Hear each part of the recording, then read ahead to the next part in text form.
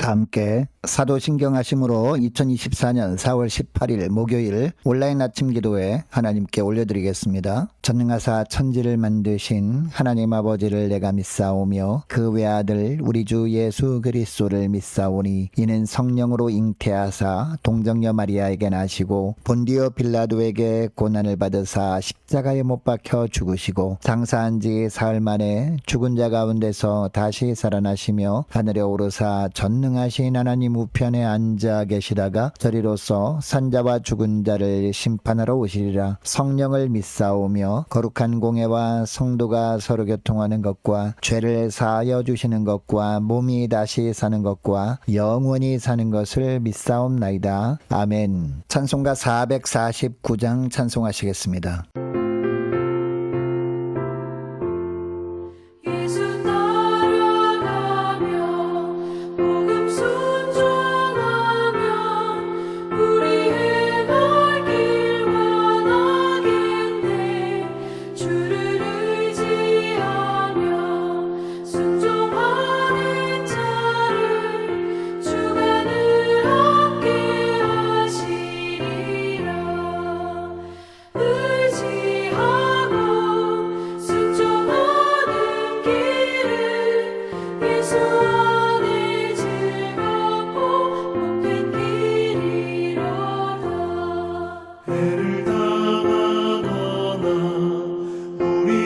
고생할 때 주가 위로해 주시겠네.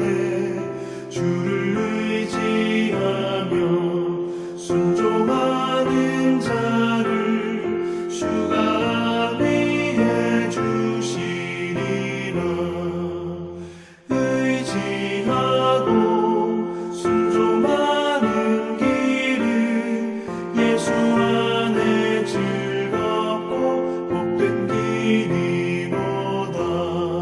남의 짐을 지고 슬픔 위로하면 주가 상급을 주시겠네. 주를 의지하며 순종하는 자를 항상 복 내려 주시리라. 의지하고 순종하는 길은 예수 안에 즐겁고 복된 길이로다. 우리 받은 것은 주께 다 드리며 우리 기쁨이 넘치겠네. 주를 의지하며 순종하는 자를 은혜 풍성케 하시리라. 의지하고 순종하는 길은 예수 안에 즐겁고 복된 길이로다. 주를 힘입어서 말씀 잘 배우고 주를 모시고 살아가세. 주를 의지하며 항상 순종하면 주가 사랑해 주시리라. 의지하고 순종하는 길은 예수 안에 즐겁고 복된 길이로다.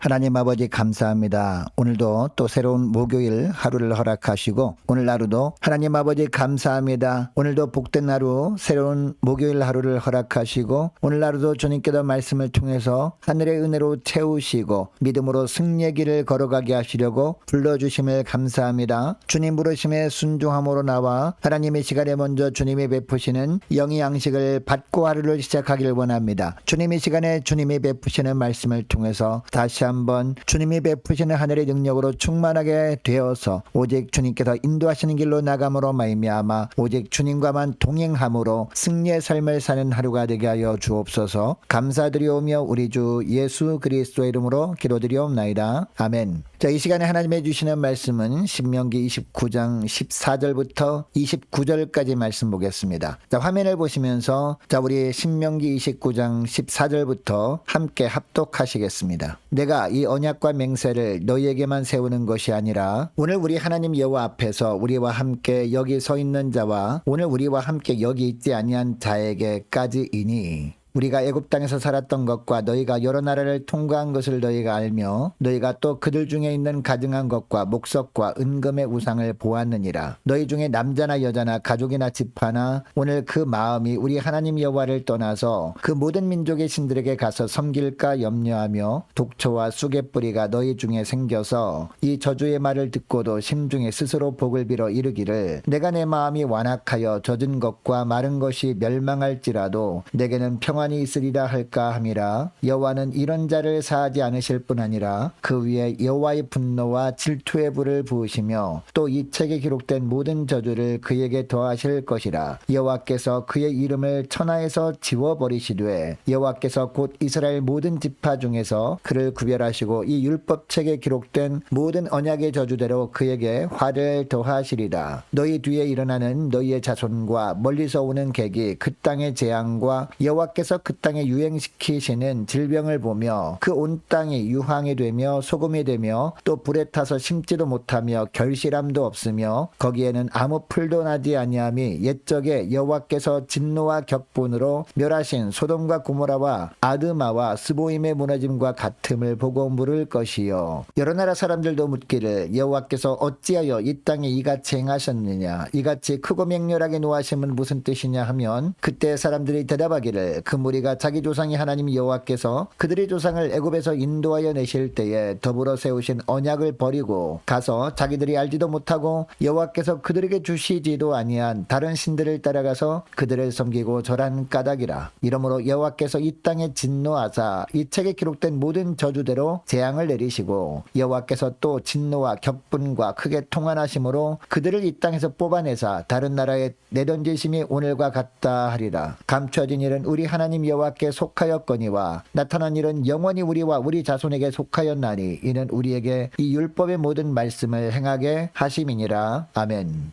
여러분, 성경에 보면 금지 명령들이 많이 나옵니다. 왜 금지 명령이 많이 나오느냐? 그렇게 사는 것은 바로 사망이기 때문입니다. 당장은 그렇게 자기 뜻대로 살아감으로 말미암아 자기에게 좋은 것처럼 보이지만 그렇게 살면 점점 영혼이 메말라가다가 결국은 패망하기 때문에 주님께서 금지 명령들을 하시는 겁니다. 자, 오늘 본문에 보면 이스라엘 백성들이 가나안 땅에 바라다 보이는 요단 동편 땅 모압 평지에 모여 있습니다. 자, 이들은 모세를 통해서 다시 한번 하나님께서 그동안 그들에게 하신 말씀을 듣고 있습니다. 사실 신명기 말씀들을 보면요, 출애굽기부터 민수기까지 하나님께서 이스라엘 백성들에게 하셨던 말씀을 반복하고 있습니다. 그런데 오늘 본문을 보니까 하나님은 모세를 통해서 이스라엘 백성들에게 다시 경고의 말씀을 합니다. 금지 명령을 하고 있는 겁니다. 그런데 이런 금지 명령을 누가 들어야 하는지 그 대상도 정해주십니다. 14절 15절 말씀을 보시기 바랍니다. 내가 이 언약과 맹세를 너희에게만 세우는 것이 아니라 오늘 우리 하나님 여호와 앞에서 우리와 함께 여기 서 있는 자와 오늘 우리와 함께 여기 있지 아니한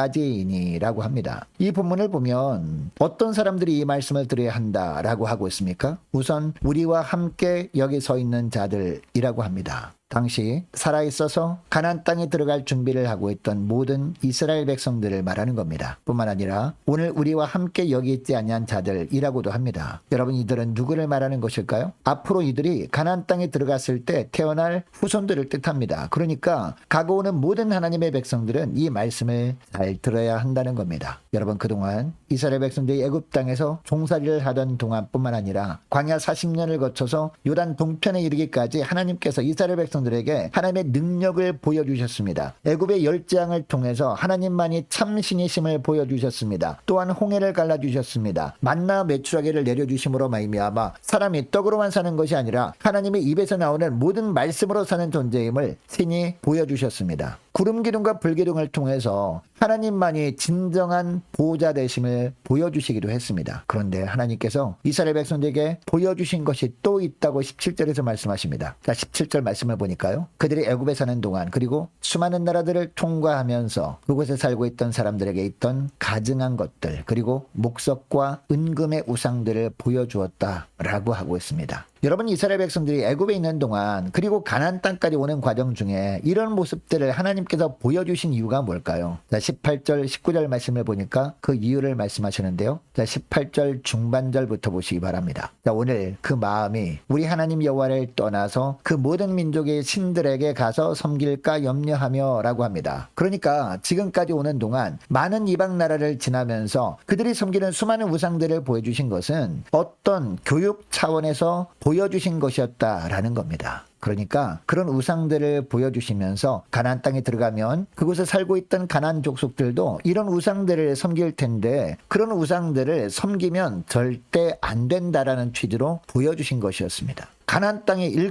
족속들을 몰아내시는 이유도 그들이 이런 우상 숭배하는 자들이었기 때문이라는 것을 미리 알려주는 겁니다. 그리고 아무리 하나님의 자녀들이 할지라도 하나님을 떠나서 가나안 족속들이 섬기고 있던 그런 우상들을 섬기게 되면 그들도 하나님이 그 땅에서 쫓아낼 것임을 말씀하고 있습니다. 그러니까 하나님은 이스라엘 백성들이 속성을 이미 아셨던 겁니다. 물론 지금까지 척박한 광야 생활, 고난의 세월을 지날 때는 그나마 하나님을 잘 섬기는 것처럼 보이긴 했습니다. 그러나 이제 이스라엘 백성들이 가나안 땅에 들어가서 정착한 이후에 평안한 삶이 시작되면 하나님을 향한 마음이 흔들려서 그 마음들이 하나님을 떠나서 다른 민족의 신들에게 향할 수 있음을 이야기하고 있는 겁니다. 이렇게 할 경우에 20절 이하의 말씀처럼요, 여호와의 분노와 질투의 불이 부어질 것을 경고하고 있는 겁니다. 그리고 20절, 21절, 27절, 29절 등 4번이나 이 책에 기록된 모든 저주라는 말씀이 반복되고 있습니다. 이 책에 기록된 모든 저주가 그에게 더해줄 수 있다는 겁니다. 여러분, 율법책에 기록된 모든 저주들은요, 이스라엘 백성들에게 분명한 금지의 표지판 역할을 하는 것이었을 겁니다.